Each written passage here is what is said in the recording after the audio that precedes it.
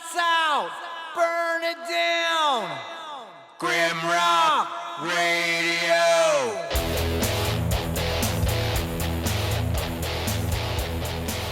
All right, I didn't paint up my face because I actually don't even know how to do that, but I did wear my shirt though. I do see that. Thank you. I'll have to get classes on that. Yeah, just do a YouTube tutorial. It'll be awesome. I think maybe I should. There you go. I'm not sure if we talked about this previously. I have a friend who is in a band called Madhaus in Toronto, Toronto area in Ontario. He also paints his face, but he uses the format of, those Mexican, Dia de los Muertos. They put on like makeup. So he uses that format. Actually, I should chat with the two of you sometime about using the makeup. We can, because I actually have a story for that. Oh, okay. All right, let's hear it. I had to make a makeup change. Oh, okay. So I went to a gig. I think it was Millville Music Festival last year.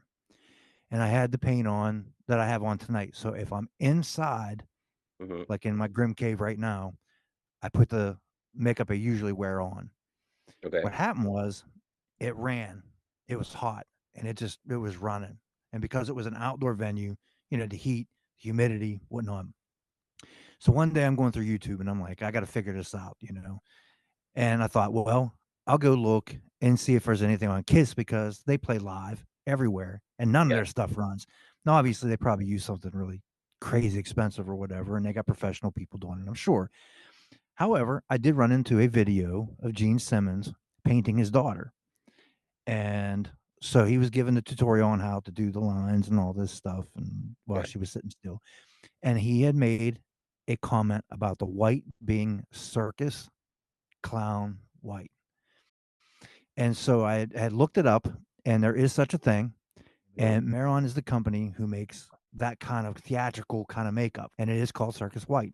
So I bought it, and I put it on, and you apply it, and you powder it. You got to like dust it, you know what I mean? But it dries instantly, and it doesn't come off. So I've used that for the outdoors. That's interesting, because that was the first question that I asked you when we first signed in here to this call. Does it get hot in there? And actually, what I meant was in the makeup and the the jacket and everything.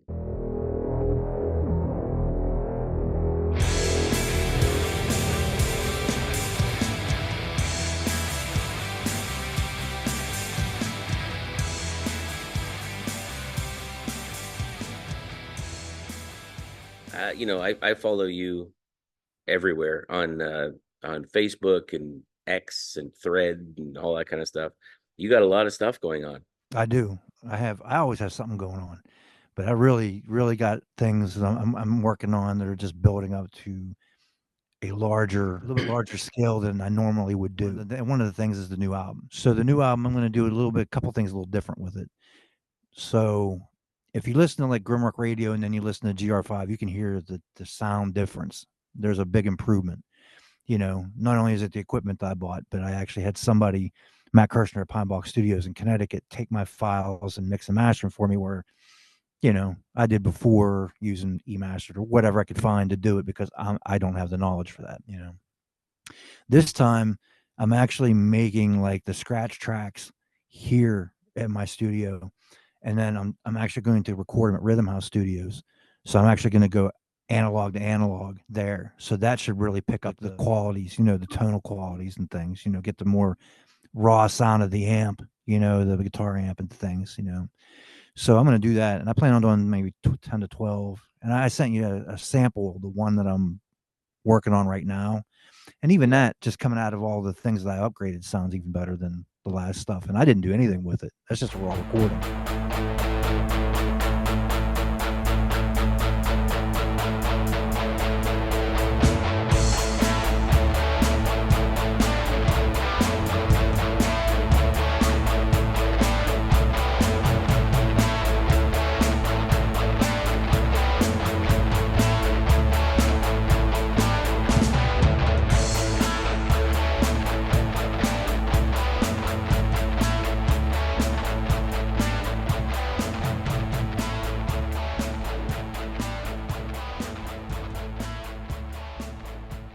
That was one of my questions for you. To Cast a Shadow is the name of the album. Are you approaching it differently than you have before. And you've just said that you're going to be recording in a studio, analog to analog.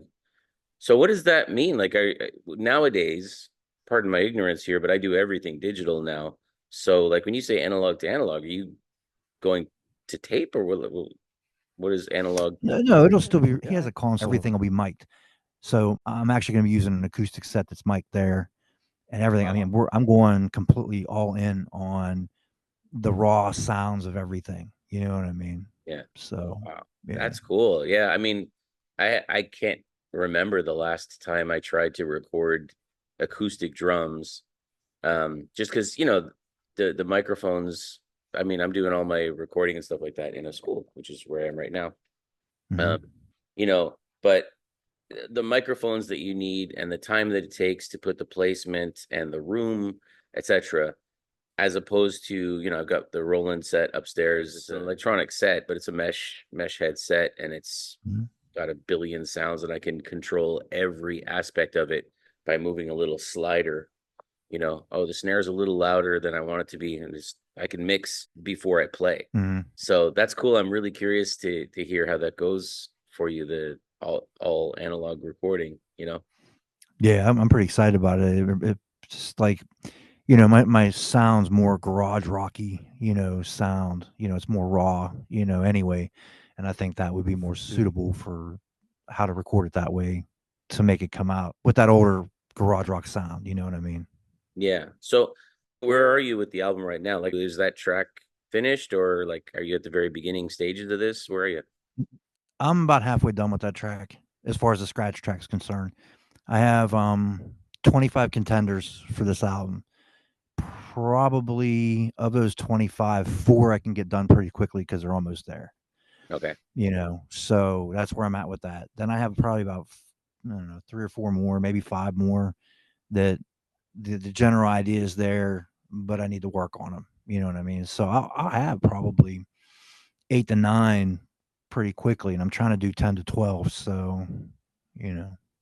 So, and you just said you have, I think you said around 25 contenders for that. How do you, first of all, 2 questions. How do you decide which songs make the cut eventually? And then second, are you going for like a theme or something with this one, or is it just pick great songs and see how they sound together later? I'm gonna do. It's kind of a combination of things. So where I left off on GR5 with that kind of sound and that kind of feeling, when you get from the very beginning and you start listening to the end, the whole vibe of the album starts changing. You know what I mean?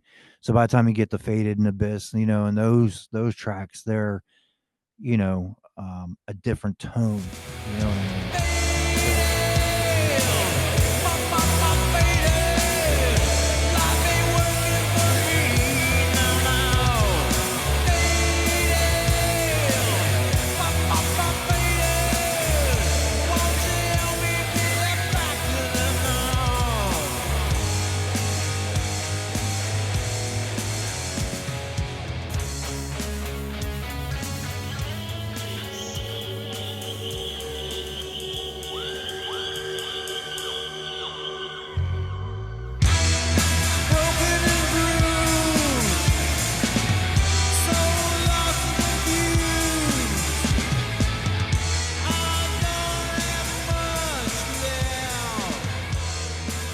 So I'm going to try to do the same thing from there. I'm going to try to kind of pick up from there and try to take it into another direction, but not so different that it's not Grim recognizable. You know, they're gonna be like, "Oh, that's Grim." You know what I mean?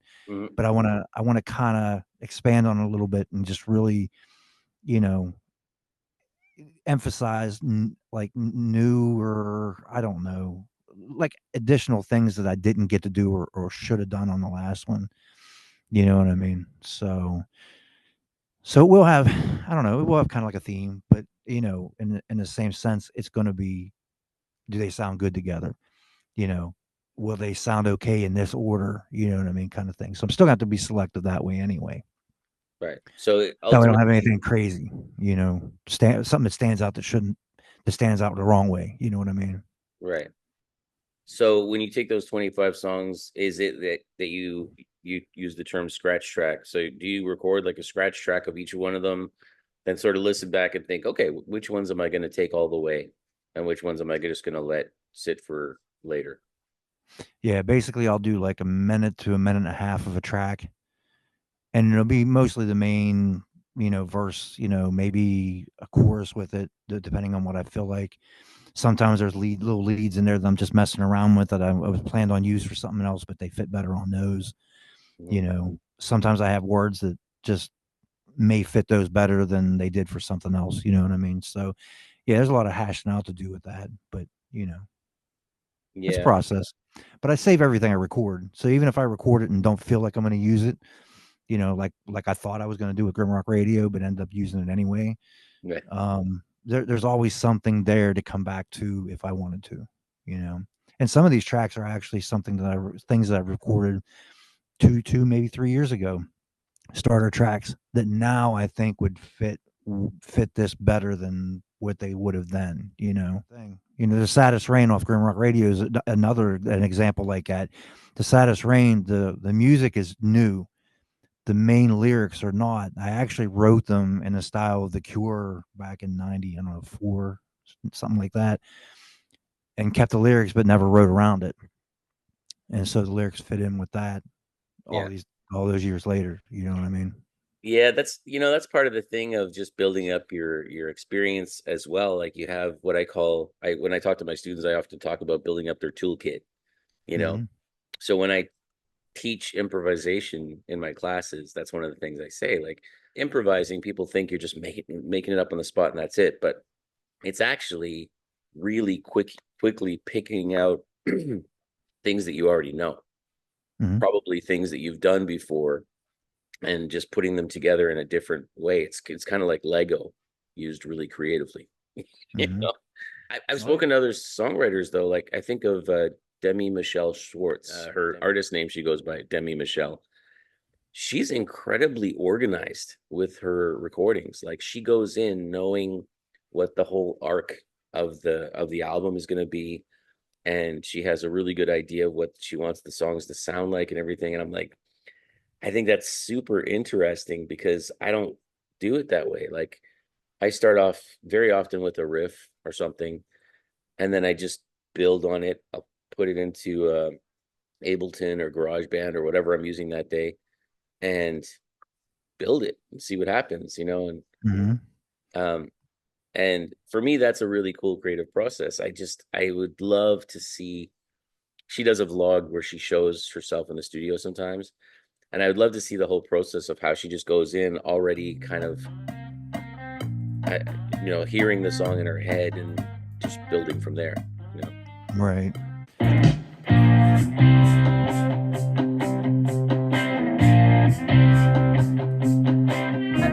Such a vibe.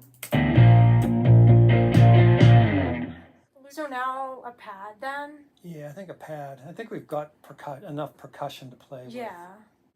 And then I'll have to do something else in the bridge because the bridge is very empty.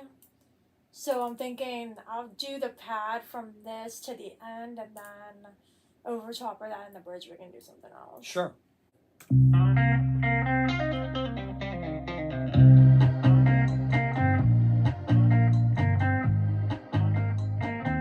What else are you thinking? So yeah, ours is probably more like a controlled chaos. You know what I mean?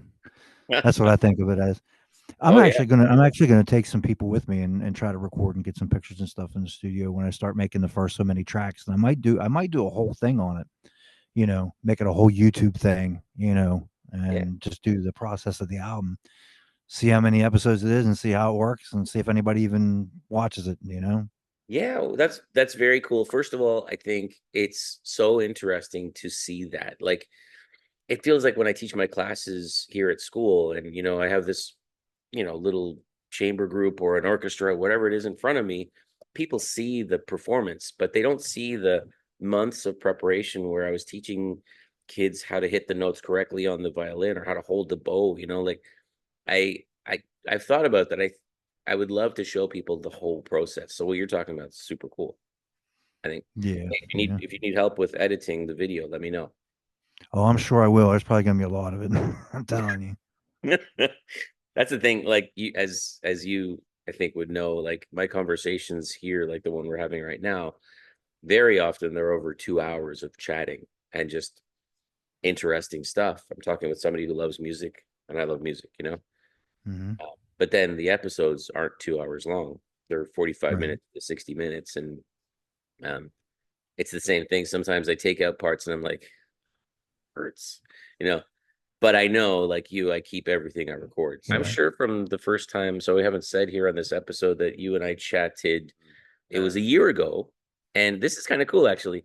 So Hmm. when I looked at, I listened, I watched our episode again, and it was episode 48 of Our Mind on Music. And just happenstance, it turns out that this episode will be episode 84. Really? Yeah. That's crazy. Yeah, I didn't see that coming. I was just looking, I watched our thing and then I thought, which episode is this? And then when I went and clicked through and saw what the last episode was, this band called Knock for Six. I think you'd like it. It's really good music and very powerful everything. Actually, the vocals are awesome. Everything that they do as a whole band is very cohesive and it's really cool. Anyway, they were episode 83. So here we are. See, now I got to make a lyric that says 48 to 84, and it just as a throw out to the whole thing. Oh, that's awesome. I would love that. Oh, I have to man. figure that in somewhere. I'm gonna write that down. Don't let me forget that. I'm Yeah. definitely gonna do that. That's pretty cool. Yeah, I thought that was awesome. It was a surprise when I saw that and I thought, hey, that's cool. Let's talk about the visual aspect. So again, I'm gonna backtrack a bit for those who might be seeing us chat for the first time. If you haven't watched the first episode, please do. It's a really interesting conversation that we had a year ago. But I will mention that you and I came into contact through Stagedive, the streaming platform. Hmm. John Bruce there. They are an audio platform currently. We talked about that a little bit because the visual aspect of what you do is such an integral part, I think, you know, like the imagery, but also your face makeup, and then the videos that you do, which are awesome. I'd like to show Don't Ya, which you had done a video, and then you had created another one with an alternative ending. Don't you go running away.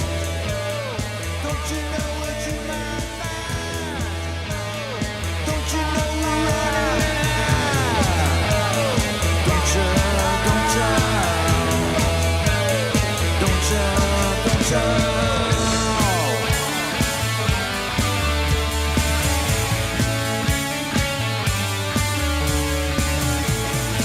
You were talking about how you came up with I think it's going to be the album cover for To Cast a Shadow. You shared that with me. Yeah. Actually, I follow Lele Records. They're out of the UK. Even though I'm signed to Golden Robot Records, and guy puts out a video every so often that says you don't need a label, and it's part whatever number it is now. Mhm. Anyway, he's a really cool dude. I really think what he does for his label is just he got the right idea. Hi, it's Ollie, it's Lele Records, it's episode 71 of You Don't Need a Record Label. Every day is a learning day and you can learn from everywhere. And it doesn't have to be record labels or bands or bloggers or whatever that you like. It can also be ones that you don't really like, but they do really well in something, okay? So if they're doing really, really well at TikTok, check them out and see what they're doing and how they're doing it. Same with Instagram, Twitter, and all those sort of things. So if you know a band, artist, or whatever that's really, really killing it on a platform that you use, check them out, keep an eye on them, and learn from what they do right. And then maybe feed some of that into your band plans if you've got a plan. Have you got a plan? Maybe that's something else you need to work on. Cheers, bye. Every once in a while, I'll drop, hey, you want to check his track out? You know what I mean? And I don't bother him, much, because I know he's busy. So once in a great while, I'll throw a track in there and he'll comment on it or whatever. So I'd actually posted the cover for it on there, and believe it or not, he had made a comment on it about placement, about something with a placement or color. I think it was me. I may have been both. And so I had messaged him, and I was like, do you mean, I think I said something like, do you mean move the graphic up to this or whatever? And he was like, yeah. So I actually started sending stuff to him, the cover itself. And I'd make an adjustment, he'd make a suggestion, I'd make an adjustment, he'd make a suggestion. And that cover was jointly, from what I come up with originally from his, input to the cover that you see that I'd sent you. You know what I mean? Which I think is really super cool that he even, spent the time, like I said, Mr. Ollie's a really cool dude, man. He really is. I love that story for a lot of reasons. So it's Ollie from Lele Records. I follow them as well, and watch his little clips. He doesn't. From what I've seen, I haven't seen like a whole interview or anything like that, like we're doing here. He does like these little like 1 or 2 minute clips, and he just talks about why you don't need a record label. But then he also like, it's a little bit like Jazz is Dead, which is an account that only posts jazz stuff.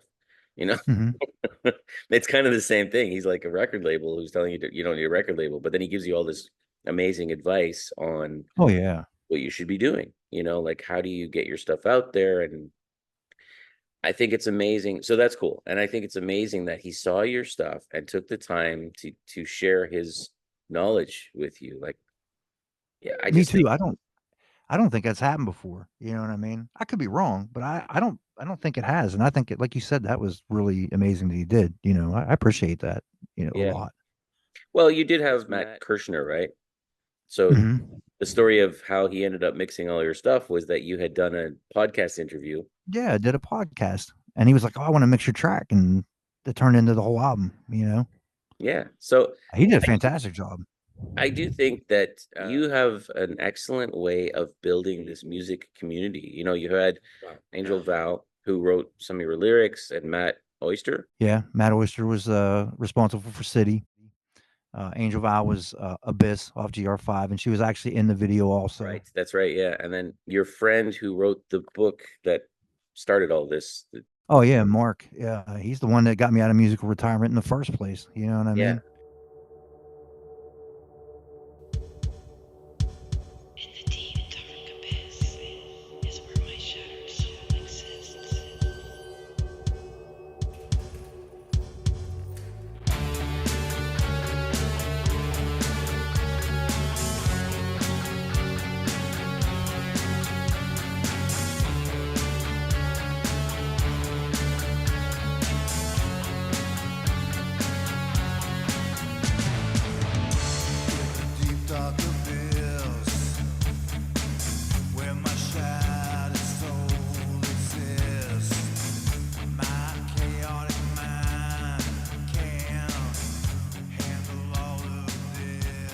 So I see all these things happening, and I think the way that you approach it and the way that you share what you do with people, it invites people to want to be part of this music community. I think about Tattoo Babii, who you used the image of her for GR5. Right? Oh yeah, that was because of a little interview I did with her originally, and then I seen it on her page and asked her, and she told me no originally.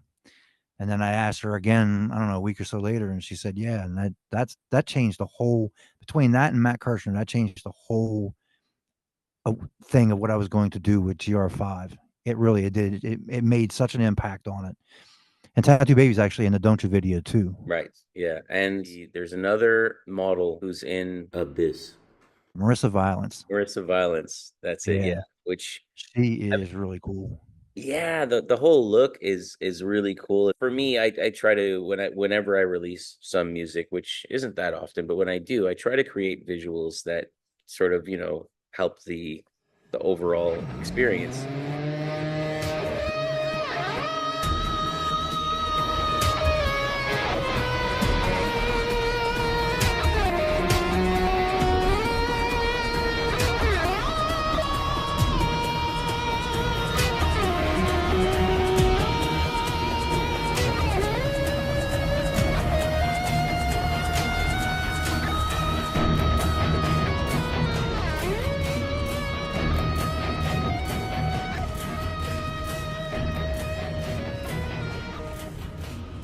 The way that you do it, the sound and the visuals match really well, and having those other people in the videos I really think it adds a ton to the experience, you know, like you don't like spell out what's happening in the lyrics so much. Mhm. It just gives sort of an ambiance, you know? Ask no questions. Come follow me into this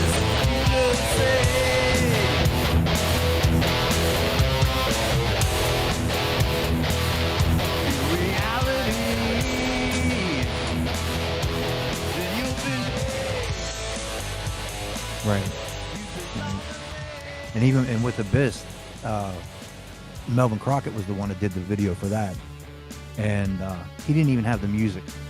I wasn't even done with the track when he did the video.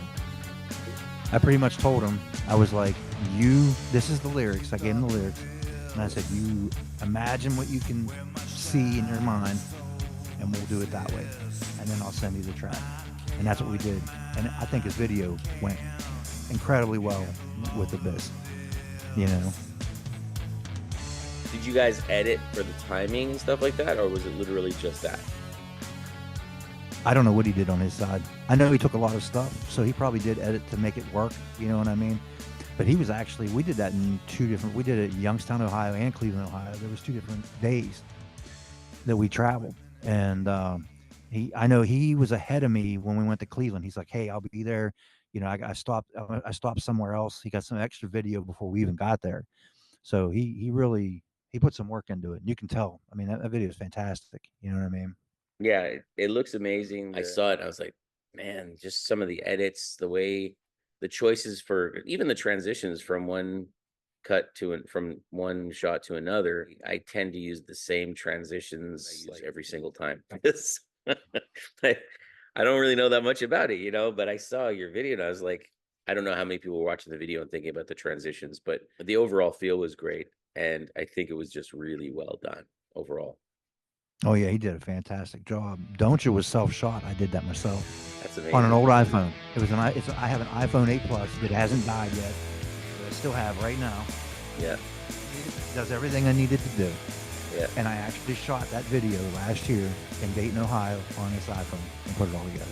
That's cool. And you know, it's one of the things I don't know if Ollie from Lille has talked about that part of it yet, but I have seen videos, people talking about, you know, even 50 Cent, he does this thing where he's talking about, you know, you got a computer in your house, you can record, you know, you got a phone in your hand, you can shoot a video, you're in the music business. Boom. You got a computer, you got a decent microphone in front of it, you can buy the beat from YouTube, record your record, put it on iTunes and YouTube.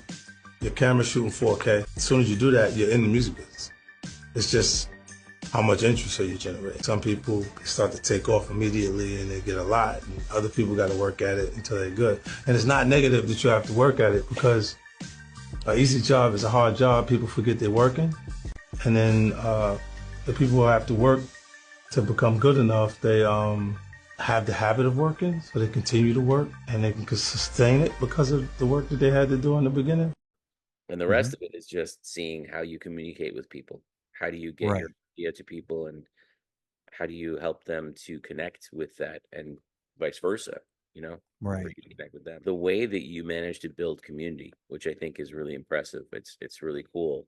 Watching what you do, I feel like every time you put out something new, and I feel like you're moving to a next step. It's great, you know? Well, I appreciate that. And I push every day relentlessly, you know. And I got a regular job, and I got, you know, a family, you know, and just everybody always asks me how I do it. If they didn't know me and just seen my page, they would think I was a full-time musician. I mean, that's how much I put into it. Yeah. But the people who know me, they're like, how do you do it? I'm like, I always joke with them. I'm like, you know, lack of sleep and lots of coffee, but you know, there's a lot of truth to that, you know? Yeah. Well, people ask me the same thing about the podcast, and I'm like, lack of sleep, lots of coffee, and I don't watch television. Yeah, I don't watch TV either.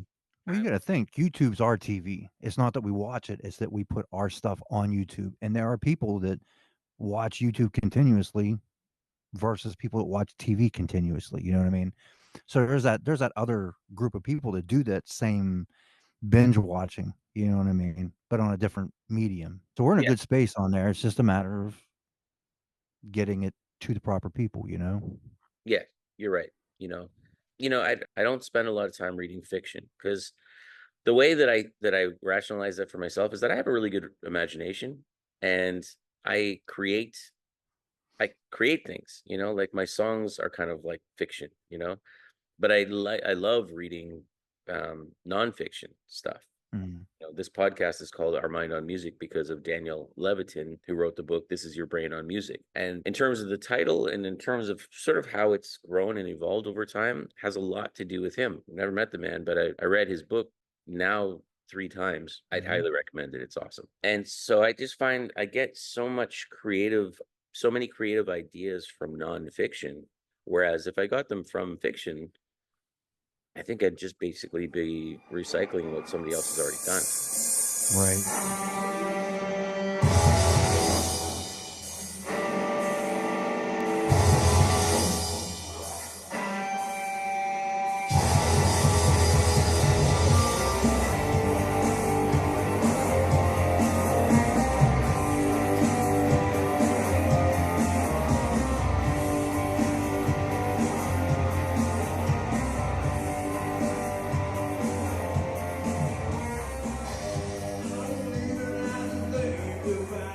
Let's talk a Yeah. little bit about the live stuff that you're doing coming up. There's a charity fest for mental health. Yes, there is. It's FitzFest. It'll be in Pittsburgh. It'll be on Ormsby Street, and there's going to be multiple stages and multiple bands. All the proceeds from whatever they do go, mental health awareness and stuff. And I'm actually, when I do my T-shirts, I'm going to take my T-shirts with me. $5 of every T-shirt I'm going to donate back to the festival. So that's what I'm going to do, as my part, because that's a lot of there's a lot that people don't talk about with music, and mental health's one of it. Getting off the stage and being away from the stage is another one. You know what I mean? You have that adrenaline, while you're up there, and things are different when you're up there. But when you step down from that, to let another band go up, or when you walk out of the building at night, there's a lot of things in your brain that are still there that shouldn't be. You know what I mean? You got to have that to walk away from it, and I've heard people not be able to do that very well, Mhm. and then in the stress of the music itself, you're, especially people like us, we don't have management, we don't have people booking us gigs for us, we don't have the people making our social media posts, you know what I mean? So we're under the burden of doing everything and anything on ourselves, plus any kind of live performances and festivals, and that plays heavily on you, especially when you put that much energy into it and you go back and you get to you doom yourself looking at numbers. You know Yeah. what I mean? Yeah. And it can really, really mess somebody up, Yeah. I mean, it plays with your self-confidence, your sense of self, in my case, I'm just talking about a podcast, and then the music that I put out, like I put out music because I really can't stop doing it. I just, you know, I know you understand what I mean. Mhm. I say that it's just there, and you got to get it out. You said something really interesting just now, because I've talked to a number of songwriters and musicians who say that music is their therapy. Michael Bate, I spoke with him quite a while ago, and he uses the hashtag music is my therapy. Mhm. So I think songwriting is very much like that. It's like, we get to write down our ideas and our feelings, and in that way get it out a little bit. Um, but you just said something that is a really interesting twist on that idea, is that when you're on the stage, but the high of being in that situation, when I hit something on the guitar or I sing a note or whatever, and people all like cheer, holy cow, you know, the house packed with people, and we're Mhm. playing songs that I sat in like my mom's kitchen and wrote, and I'm playing this song to all these people, like shouting and screaming and waving their arms. It's like unreal. You walk off the stage and it takes a while to come down from that. Oh yeah. And I've thought so many times about how writing is therapeutic, and it's a really healthy thing. I haven't had this conversation with people about that other side of it, where presenting the music and the high that you get from that, or the rejection that you feel when people like I'm going to chat with you for an hour and a half, whatever it is, turn that into an episode. It's going to take me a week to put the edits, to put all the stuff in, put it out onto the internet, and 30 people, 40 people, 60 people, like, you know, if I get 100 people watching an episode, I'm pretty happy. Right. And sometimes I think I love doing this, so I'm not going to stop doing it because of the numbers. But I think you said you doom yourself by looking at the numbers. Mhm. I try not to look at them anymore because I want to get the enjoyment of this conversation I'm having with you. I want to see the end product and feel proud that I think I did a good job. And then if people also watch it and enjoy it, then that's like bonus for me. Right. So there you go. Bands, musicians, artists, podcasters out there, don't put that much feeling towards yourself by looking at the numbers. Just don't do it because it's harmful. It really is. I won't take all that they hand me down and make out I smile though I wear a frown. Once I get going, you can't hold me down. 'Cause once I get started, I go to town. I'm not like everybody else. I'm not like everybody else. I'm not like everybody else. And I'm not like everybody else. And I don't wanna walk about like everybody. I was going to ask you because I mentioned earlier my friend, he goes by Junior Schramm. Junior, when he puts on his makeup, he said that part of the reason he started with the makeup was that he was able to separate himself on stage from who he actually is. So when he goes on stage, he becomes this character. So at the beginning, he hadn't sung for many years. He and I were in a band together in the 90s. He put on the makeup because he felt like he could separate himself. So if people didn't like what was happening or people didn't react favorably, they were reacting to Junior. They weren't reacting to this guy whose name is actually Keith. You know, have you felt at any time any element of that where Grim is a character that you are able to then separate who you are from that and from people's reaction to Grim? That's almost a yes or no question in a way because of the fact that Grim was my nickname, hence GrimRock. You know what I mean? And everybody knows me by Grim. And it's funny because somebody calls me by my name, they're like, "Well, who's that?" You know what I mean? Because they automatically identify me with or without the makeup. I'm just Grim. You know what I mean? And I'm okay with that because it still lets other people identify with me, because I'm not worried about if somebody's going to be negative with me because if they are, then either A, they're upset about something, B, I need to improve on something, or C, it's a combination of both. You know what I mean? So there's got to be a some kind of thing happening for that to happen, and it's still, I still got to leave it on the table. I still go to work. I'm just myself at work. I come home. I'm myself at home. Unless I walk through the house with this on, or something, and they're like, "Hey, Grim," my kids do that, but it's just, it is separated, but then the nickname really kind of isn't, you know what I mean? But it doesn't affect how I operate on a daily basis, though. You know what I mean? After speaking with Jim, I asked if there were any samples or previews he'd like to provide from his new upcoming album. Here's one of the clips that Grim has shared with us for a worldwide premiere preview. This is Obscene from GrimRock's upcoming album, To Cast the Shadow.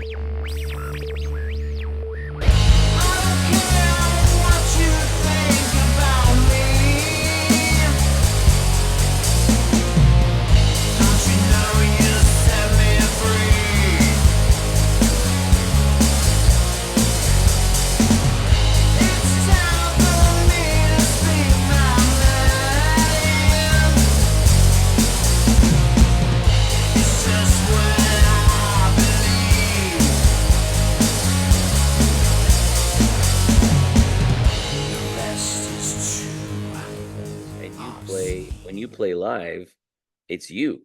It's just you, drum machine, backing tracks, right?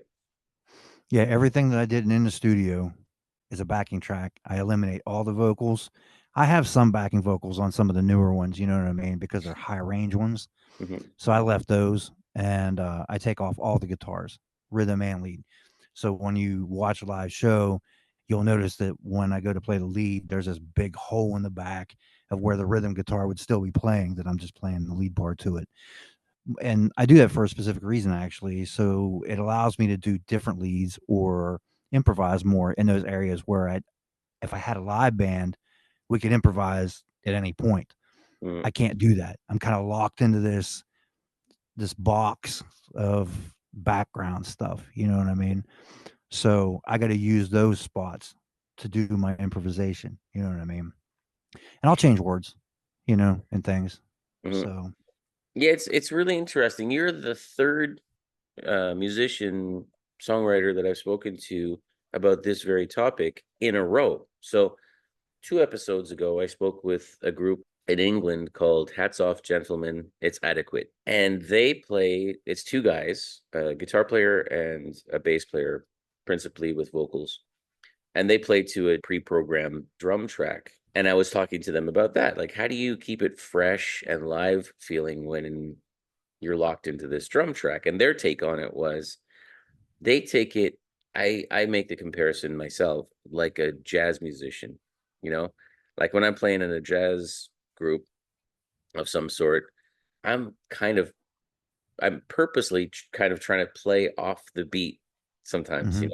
a little bit before, a little bit after, so it gives it that swing feel, and definitely in jazz, I don't play the same solo twice, They said that was kind of their take on it. Is that how you feel playing with the drum track? No, I kind of feel locked in with it Yeah. because you know how I write. I don't put everything in that normal order all the time. Like, don't you? I come Mm. in, I have an intro, I have a verse, I have a chorus, then I have a verse and a chorus, and then I play the lead at the end. Okay. You know what I mean? So two Yeah. choruses and the lead at the end. So it's not the verse, chorus, lead, verse, chorus, chorus. You know what I mean? So Mhm. I feel like I'm kind of more locked into what it is that I have background. You know what I mean? So that's why I say I drop out the stuff in the leads, because that's where I feel that my freedom's at. You know what I mean? So it doesn't matter where it's at.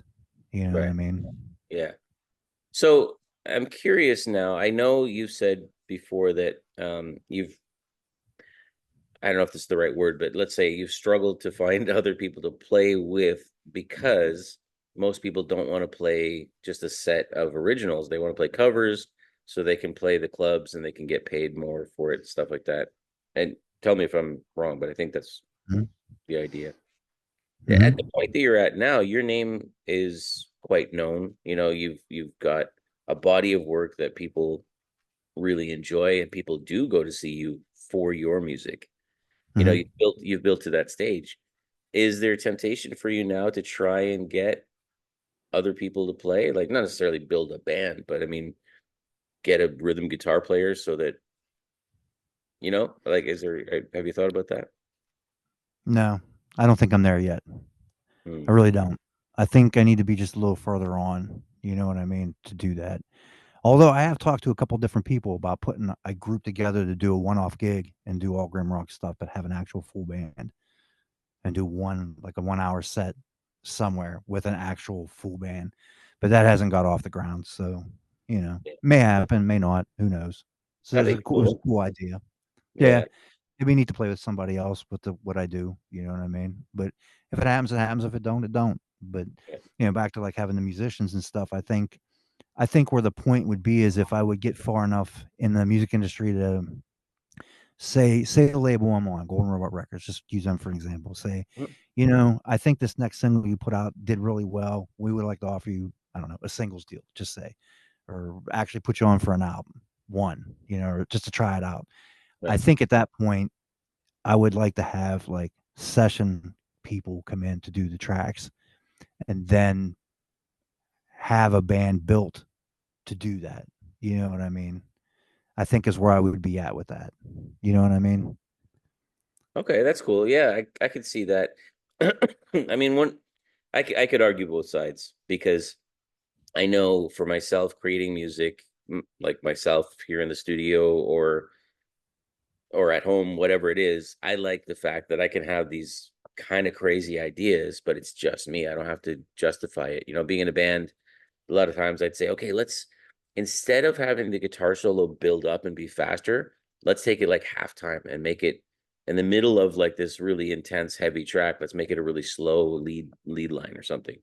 And the Mhm. band goes, no, dude, it's gonna kill the vibe and stuff. And like I'd have to have that conversation, whereas now I don't, right? Right.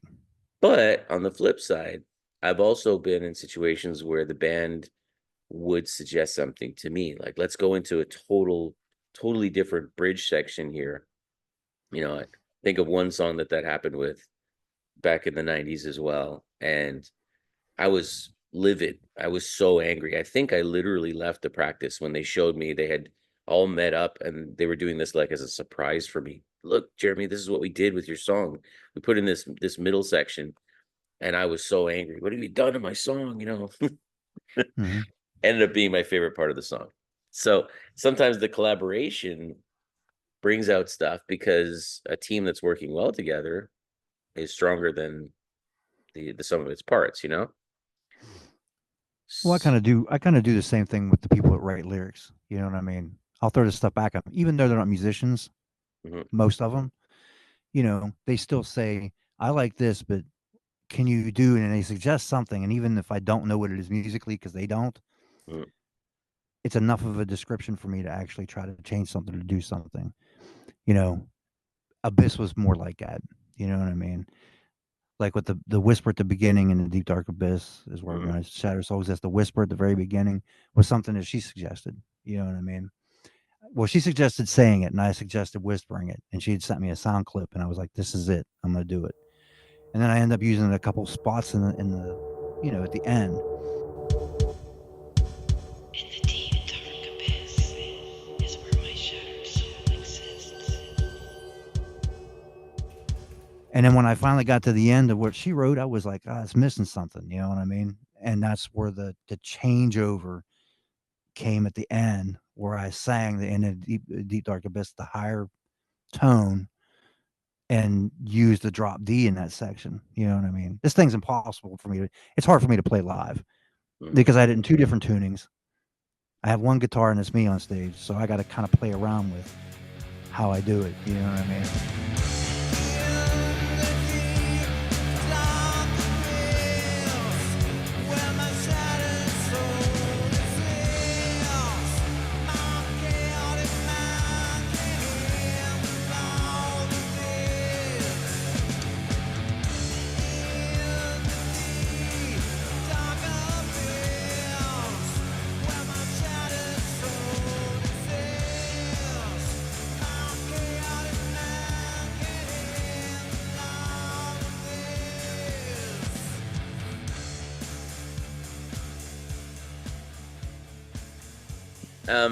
I'm curious about you. You've touched on a little bit, you know, your interaction with people in the studio. Are you collaborating with other people for this new album? I'm gonna do Matt again. He's got a track called "Cursed Woman." That one's actually almost done, and I wanted to make that my lead off track. But when I started messing with this other one, it just kind of, I think it will kick it off better than that one. And I think that his track would be like like if you had an album, it would be the first song on the B side to Mhm. really just crank in the last half of the album because it's a lot more. I don't want to say heavier, but it's faster paced. The lead is just insane on it. You know what I mean? Like it's like I said, I'm trying to build the album from where I left off, and Mhm. that's the only reason I did it that way. Jason.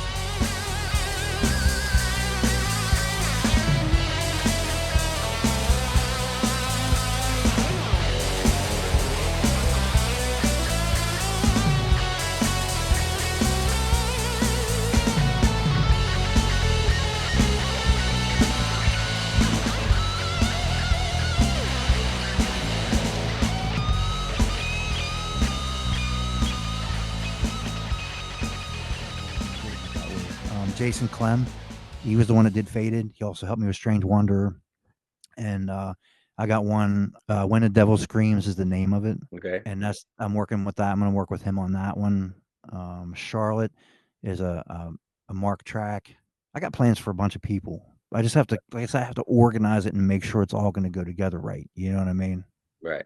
I could say, okay, GrimRock, when he plays when he plays live, he plays by himself. But actually developing those tracks, the lyrics, the recording of it, you know, who you worked with in developing that song, a lot of people are up on the stage with you, basically. Yeah, without being in person. Right. Yeah. Yeah. I think again, it's really cool what you're doing with the music that you're making, the visuals of it, the community you're building. I really appreciate that you also contribute on Facebook and the Our Mind on Music group that we have there. And every time I see something that you post, I'm always aware and you know, paying attention to what you're doing, because I think it's, like I said, I celebrate all those victories that you're seeing along the way. Well, I like doing that though. You know what I mean? Because music has to be a community, or it'll never work. You know. Totally. Thanks so much, Grim. I really appreciate your time. I appreciate our chats. I appreciate all the interactions we have online and stuff. I'm glad I've been being here with you again. You know. So. Yeah. So please do plan for us to chat again once you release the album, so we can talk about it, the tracks more specifically. Absolutely. I'll have to send you a copy way over there. Thanks again, Grim, and I look forward to chatting again. Thank you. All right. Take care. Don't forget to like and subscribe. Good night.